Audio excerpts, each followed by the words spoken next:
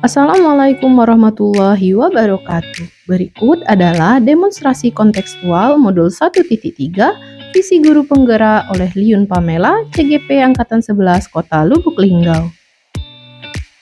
Visi guru penggerak dimulai dengan inquiry apresiatif, yaitu mengidentifikasi hal baik yang telah ada di sekolah dan mencari cara bagaimana hal tersebut dapat dipertahankan, dan memunculkan strategi untuk mewujudkan perubahan ke arah yang lebih baik.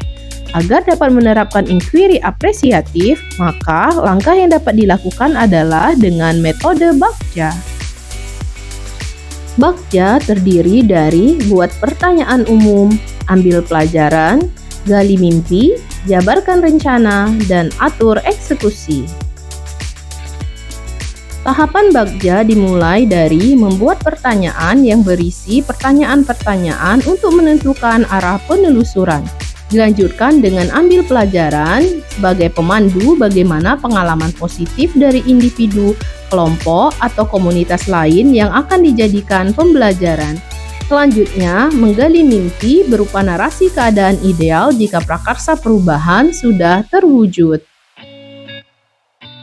Dilanjutkan dengan jabarkan rencana yang dapat mengidentifikasi tindakan-tindakan yang akan dilakukan. Diakhiri dengan atur eksekusi yang dapat membantu transformasi rencana menjadi nyata. Maka, visi guru penggerak yang saya susun adalah terwujudnya generasi unggul yang adaptif dan berkarakter sesuai profil pelajar Pancasila. Adapun prakarsa perubahan yang saya buat adalah meningkatkan kreativitas dan motivasi belajar peserta didik melalui pemanfaatan teknologi. Buat pertanyaan.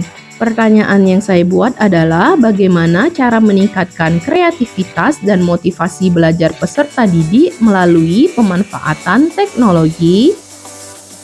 Maka tindakan yang saya lakukan adalah melakukan diskusi dengan kepala sekolah dan rekan sejawat, mencari referensi dan praktik baik tentang cara meningkatkan kreativitas dan motivasi peserta didik melalui pemanfaatan teknologi, mencari tahu karakter peserta didik berdasarkan asesmen diagnostik. Ambil pelajaran. Pertanyaan yang saya buat, siapakah guru yang ahli di bidang teknologi dan selalu memanfaatkan teknologi dalam pembelajaran di kelas? Teknologi pembelajaran apa saja yang digunakan? Bagaimana memilih media teknologi pembelajaran yang tepat agar dapat meningkatkan kreativitas dan motivasi belajar peserta didik? Maka tindakan yang saya lakukan adalah mencari referensi tentang guru yang ahli di bidang teknologi, mencari referensi berupa media atau teknologi pembelajaran yang sesuai dengan peningkatan kreativitas dan motivasi belajar peserta didik. Selanjutnya, gali mimpi. Pertanyaan yang saya buat, apakah pemanfaatan teknologi dalam pembelajaran dapat meningkatkan kreativitas dan motivasi belajar peserta didik? Bagaimana agar pembelajaran berbasis teknologi dapat diterapkan pada guru mata pelajaran lain? Apakah ada keterkaitan antara pemanfaatan teknologi dalam pembelajaran dengan dimensi profil pelajar Pancasila?